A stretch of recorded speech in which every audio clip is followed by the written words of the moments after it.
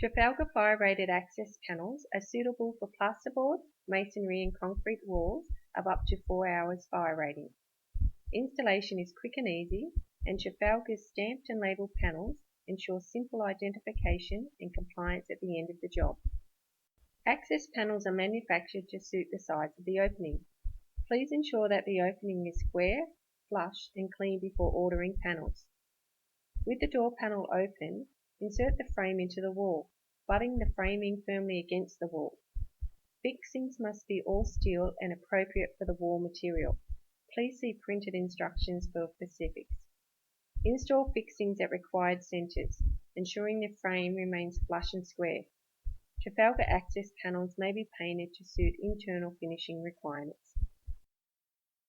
Please take time to look at the other videos on our YouTube channel, Trafalgar TV. We are confident they will help you with your passive fire protection journey.